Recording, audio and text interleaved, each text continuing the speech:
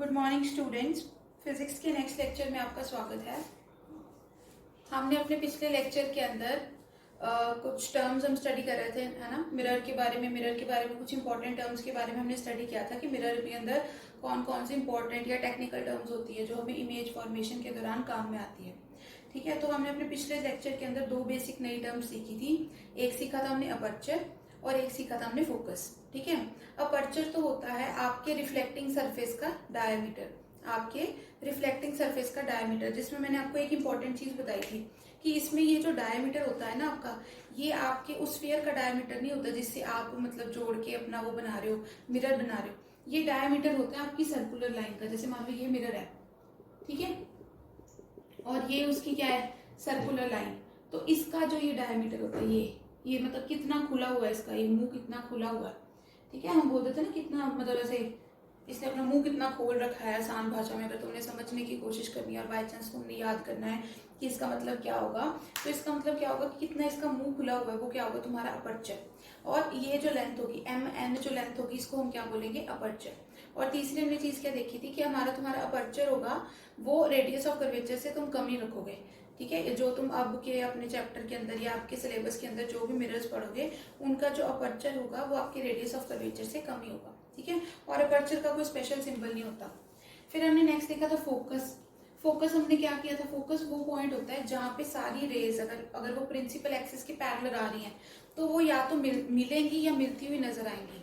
ठीक है, उस पॉइंट को, जिस पॉइंट पे या वो मिलेंगी या मिलती हुई नजर आएंगी, उस पॉइंट को क्या बोला जाता है, उस पॉइंट को बोला जाता है फोकस।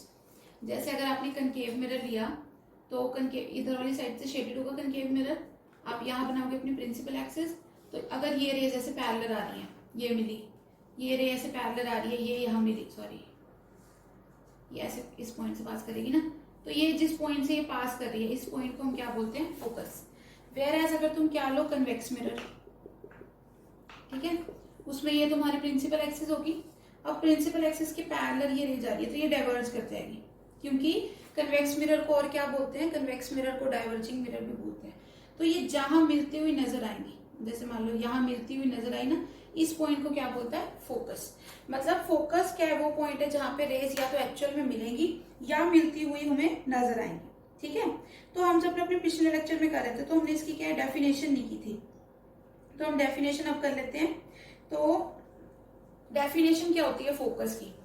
ठीक है, मैं इसको रब कर रही हूँ, मुझे आप इसको याद रखना, अपने डायग्राम्स को ड्रॉ करके रख लेना कहीं पे अपनी नोटबुक में, ताकि अब दोबारा जब पेपर के टाइम पे रिवीजन करोगे तो आपको पता लग जाए कि फोकस क्या होता था। तो इसका फोकस क्या है, this is the point, this is the point where the raise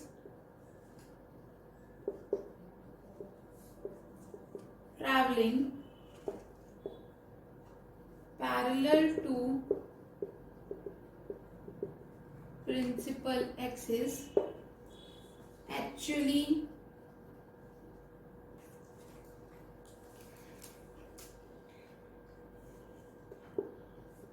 meet or appear to meet after reflection is called focus। ठीक है, तो अभी तक जो मैंने आपको समझाया ना, वो ये जो चीजें मैंने समझाई है, बस उसी को ही मैंने इंग्लिश में लिख दिया है यहाँ पे। ये कौन सा पॉइंट है, this is the point where rays traveling parallel to principal axis, जहां पे वो वाली रेज, सिर्फ वो वाली रेज जो प्रिंसिपल एक्सिस के कैसे चल रही है, पैरेलल, एक्चुअली मीट, या तो असल में मिलती हैं, असल में किसके केस में मिलती हैं, असल में मिलती हैं कनकेव मिरर के केस में, और अपीयर टू मीट, या फिर मिलती हुई नजर आती हैं आफ्टर रिफ्लेक्शन, रिफ्लेक्ट होने के बाद, इज कॉल्ड फोकस। ठीक है, ये फोकस की डेफिनेशन बहुत इंपॉर्टेंट है, क्योंकि एज सच फोकस खुद पॉइंट इतना इंपॉर्टेंट है, तो उसकी डेफिनेशन भी इंपॉर्टेंट होगी। फर्दर हमने क्या किया था, फोकल लेंथ। तो फोकल लेंथ क्या था, distance between pole and focus is called focal length. उसको क्या बोलते हैं, फोकल लेंथ बोलते हैं। ठीक है, और हमने दूसरा क्या किया था, फोकल लेंथ का सिंबल क्या होता है, इसका सिंबल होता है स्मॉल एफ।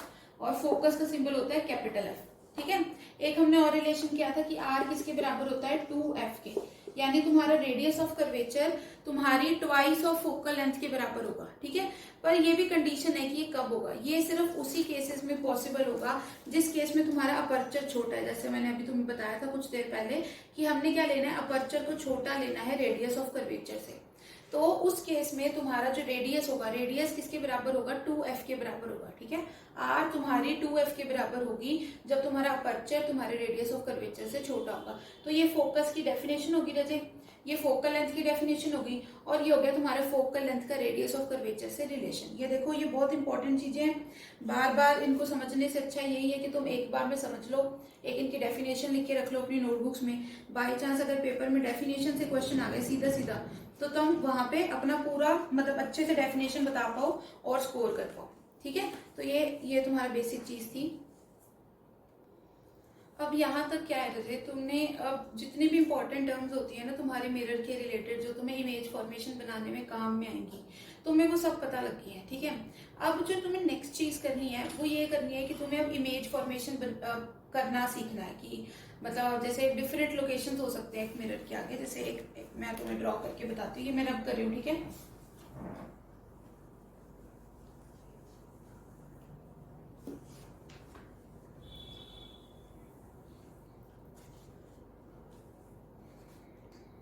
अब मान लो ये तुम्हारा कोई मिरर हो गया। ठीक है, कनकेव मिरर हो गया,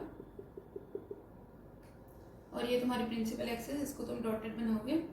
ठीक है, तो अब इसमें क्या है रजे कि अब इसमें काफी सारे पॉइंट है। एक तो हो गया जो पोल का पॉइंट हो गया, एक हमने किया सेंटर ऑफ कर्वेचर। ठीक है, फिर हमने किया था कि अगर अपर्चर स्मॉल होगा तो इन दोनों पॉइंट के बीच में एग्जैक्टली बीच में क्या लाई करेगा, फोकस लाई करेगा। ठीक है, अब मैंने तुम्हें क्या बताया था, एक और चीज बताई थी जब हम डिस्कस कर रहे थे कि हमने जो वो ऑब्जेक्ट है ना, जिसकी हमने इमेज क्या देखनी है कि कहाँ बनेगी, उस इमेज को हमने कहाँ रखना है, हमेशा प्रिंसिपल एक्सिस के ऊपर रखना है। ठीक है, तो अब तुम देख रहे हो कि प्रिंसिपल एक्सिस के ऊपर रखने के बहुत सारे तरीके हैं, तुम बहुत जगह पर रख सकते हो अपने ऑब्जेक्ट को। जैसे मान लो तुम उस ऑब्जेक्ट को पहले सेंटर ऑफ कर्वेचर के पीछे रख सकते हो। ठीक है, तब एक इमेज बनेगी। तुम सेंटर ऑफ कर्वेचर के ऊपर रख दो, तब एक इमेज बनेगी। तुम इन दोनों सेंटर ऑफ कर्वेचर और फोकस के बीच में रख दो, तो भी कोई एक डिफरेंट इमेज बनेगी। तुम फोकस पे रख दो तो एक डिफरेंट इमेज बनेगी। तुम फोकस और पोल के बीच में रख दो तो एक डिफरेंट इमेज बनेगी। और एक तुम बहुत ही ज्यादा दूर रख दो। ठीक है, इनफाइनाइट, जैसे नहीं हम कहते थे इनफाइनाइट डिस्टेंस पे रख दो। जैसे सूरज हमसे कितनी दूर है, इनफाइनाइट डिस्टेंस ना, ऐसे भी बहुत दूर रख दो। ठीक है, तो अब ये तुम देख रहे हो ऑब्जेक्ट को रखने के कितने वेज हो गए, 1 2 3 4 5 6, यानी एक इस मिरर के आगे तुम 6 डिफरेंट लोकेशंस पे क्या है अपना ऑब्जेक्ट रख सकते हो। और मैं तुम्हें एक मतलब इंपॉर्टेंट रूल की बात बता देती हूँ, वो क्या है कि हर एक पॉइंट के ऊपर इमेज क्या बनेगी, कुछ डिफरेंट इमेज बनेगी। ठीक है, हर एक पॉइंट पे जो इमेज बनेगी वो डिफरेंट बनेगी। सेंटर ऑफ कर्वेचर पे अलग बनेगी, सेंटर ऑफ कर्वेचर और फोकस के बीच में अलग बनेगी, फोकस और पोल के बीच में अलग तरीके से इमेज बनेगी। हर एक सिचुएशन में तुम्हारी जो इमेज है वो कुछ डिफरेंट बनेगी, और डिफरेंट मतलब उसके वो होंगे कैरेक्टरिस्टिक्स होंगे। जैसे हमने प्लेन मिरर की इमेज देखी थी, है ना, वो डिफरेंट होगी। वैसे हर एक पॉइंट पे यहाँ पे डिफरेंट इमेज होगी। तो हमने अपने जो नेक्स्ट लेक्चर है ना उसमें हम यही करेंगे, हम कनकेव मिरर, कन्वेक्स मिरर में डिफरेंट लोकेशंस पे हम क्या रखेंगे, अपने ऑब्जेक्ट को रखेंगे, और फिर सीखेंगे कि उनकी इमेज कहाँ कहाँ बन रही है। ठीक है, पर उससे भी पहले क्या है, तुम्हें इमेज बनाने के कुछ रूल्स पता होने चाहिए।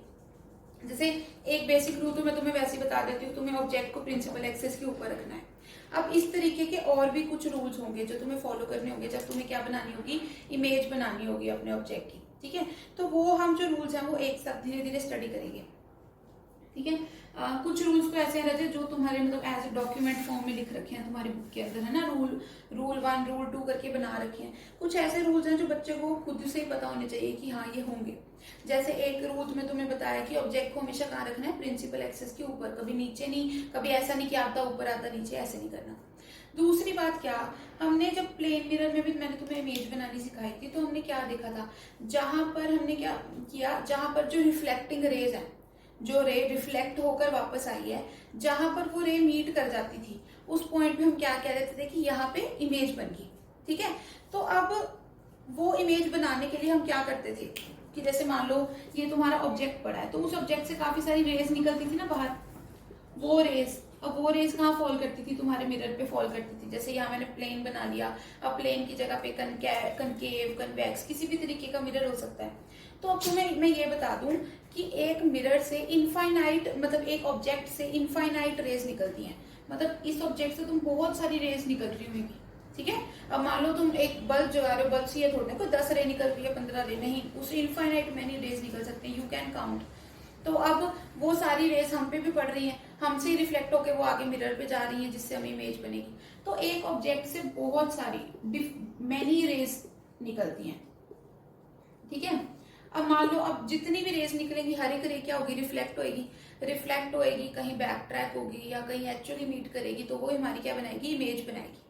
पर अब जब तुमने मतलब वो बनाना है, इमेज फॉर्मेशन का डायग्राम बनाना है रजे, तो तुम ऐसे मिरर से या ऑब्जेक्ट से निकलती हुई इनफाइनाइट रेज तो नहीं ले सकते। अब तुम हर एक रे को थोड़ा ना रिफ्लेक्ट करते बैठोगे यहाँ पे, कि हर एक रे को देखोगे ये रिफ्लेक्ट होके कहाँ चली, ये रिफ्लेक्ट होके कहाँ चली, फिर तुम उन्हें मिलाने की कोशिश करोगे, फिर देखोगे कि इमेज कैसे बनेगी। नहीं, ऐसा नहीं हो सकता। तुम इनफाइनाइट मैनी रेज को कंसीडर नहीं कर सकते।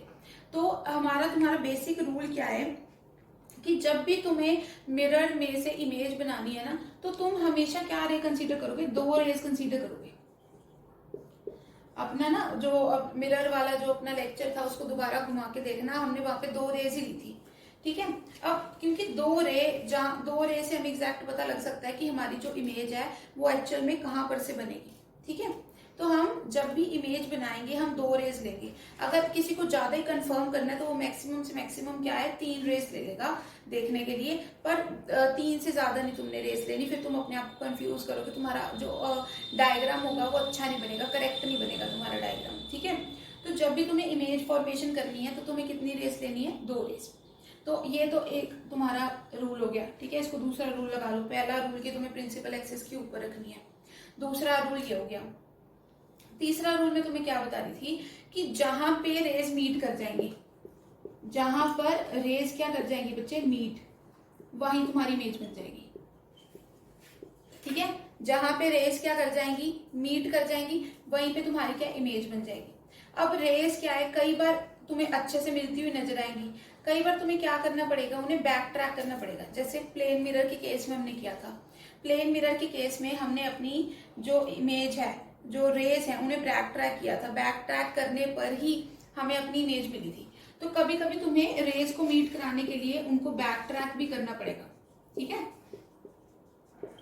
और अगर वो रेज बैक ट्रैक करने पर मिली, यानी मिरर, जैसे मान लो अगर ये तुम्हारा मिरर है तो मिरर के राइट हैंड साइड पे यहां मिली, ठीक है, तो तुम्हारी इमेज कैसे बनेगी, वर्चुअल। अगर वो तुम्हारी लेफ्ट हैंड साइड पे मिल गई, इस साइड मिरर की जहां ऑब्जेक्ट पड़ा है उसी साइड पे मिल गई, तो इमेज कैसे बनेगी, तो इमेज रियल इमेज बनेगी, ठीक है। ये डिफरेंट रूल्स होते हैं तुम्हारे इमेज क्रिएशन के। तो ये तो रचे कुछ ऐसे बेसिक रूल्स थे जो मतलब एज सच आपके बुक में नहीं गिवन है, बट आपको इमेज बनाने के लिए काफी जरूरतमंद होंगे। मतलब ये कुछ ऐसे रूल्स होते हैं जो आपका टीचर ही बता सकता है ना कि आपको डायग्राम बनाना है तो इस तरीके से बनाना है, ओके। तो अब हम उन रूल्स पे जाते हैं जो तुम्हारे बुक्स के अंदर दिए हुए हैं, ठीक है। तो बुक के अंदर तुम्हारे कुछ बेसिक रूल्स दे रखे हैं जिससे तुम्हें ये पता लगेगा कि कौन सी रेस किधर की तरफ रिफ्लेक्ट होंगी, ठीक है। अब जैसे प्लेन में तो, प्लेन मिरर के केस में तो 2 ही केस बन सकते थे। एक तो जब वो किसी एंगल पे फॉल करे तो तुम क्या लगा देते थे, लॉज ऑफ रिफ्लेक्शन लगा देते थे। और एक जब वो नॉर्मल फॉल करे, नॉर्मल फॉल करेगी तो जैसी आई थी वैसी की वैसी चली जाएगी, ठीक है। समझते हो, हमने जब प्लेन मिरर की बनाई थी ना, तो प्लेन मिरर की वैसे इमेज फॉर्मेशन तुम्हारे पास है नहीं है, सिलेबस में कहीं बनाई नहीं हुई तुम्हारे बुक में। मैंने तुम्हें इसलिए कराई ताकि तुम बेसिक अंडरस्टैंडिंग हो जाए। पहले प्लेन से सीखोगे तभी तो तुम स्फेरिकल पे आओगे। तो प्लेन मिरर में तो 2 ही रूल थे, एक तो अगर टेढ़ी गिरी तो तुम लॉज ऑफ वो लगा के देख लो, लॉ ऑफ रिफ्लेक्शन लगा के देख लो किसका इंसिडेंट एंगल कितना था, उतना ही रिफ्लेक्टेड एंगल बना दो और तुम्हारा काम खत्म। फिर उसके बाद नेक्स्ट चीज क्या आ जाती थी कि तुम अगर नॉर्मल रे फॉल कर रही है, नॉर्मल रे का मतलब जो मतलब मिरर के साथ कितना एंगल बना रही है, अगर 90 डिग्री का एंगल बना रही है तो जैसी आई थी वैसी की वैसी उसी डायरेक्शन में वापस। और फिर तुम क्या कर लोगे, सिंपल अपनी बैक ट्रैकिंग कर लोगे और तुम्हारे पास तुम्हारी इमेज बन जाएगी। अब नेक्स्ट है कि अगर हम डिफरेंट तरीके की रेज फॉल कराते हैं स्फेरिकल मिरर पे तो वो कैसे रिएक्ट करती है, ठीक है। तो उसमें तुम इसमें टॉपिक लिख सकते हो, रे diagram rule for spherical mirror, रे diagram rule for spherical mirrors.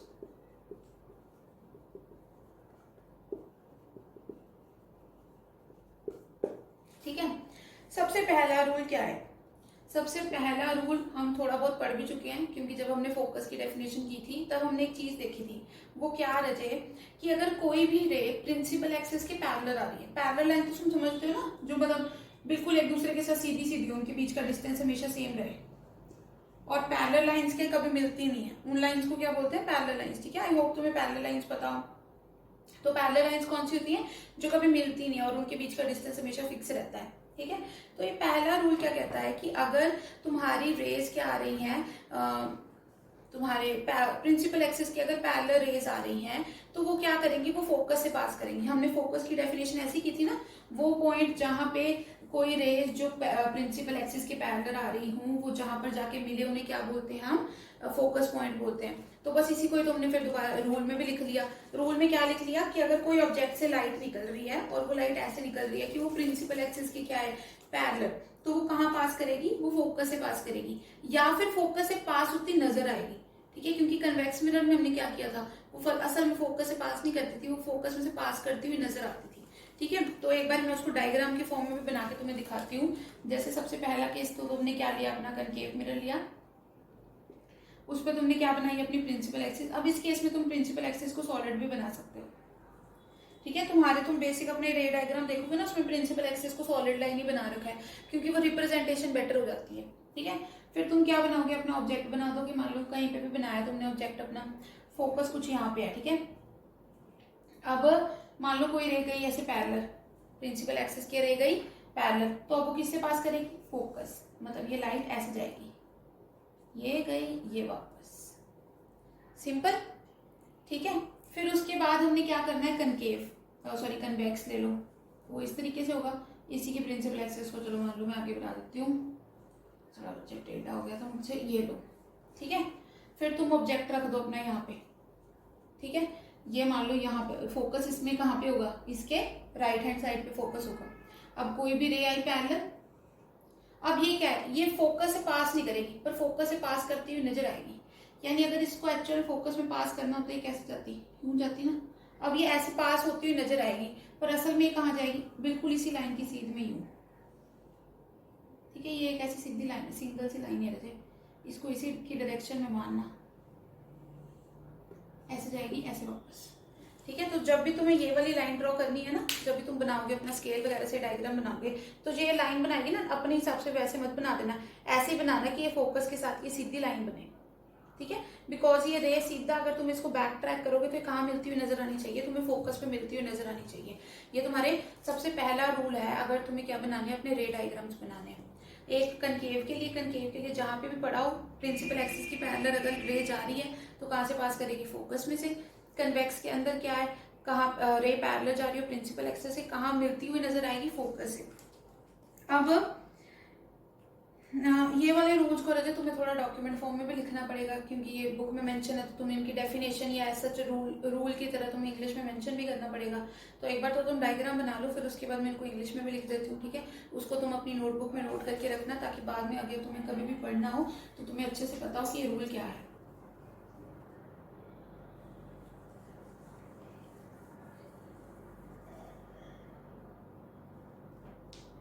तो पहला रूल क्या है? अ रे parallel to principal axis, array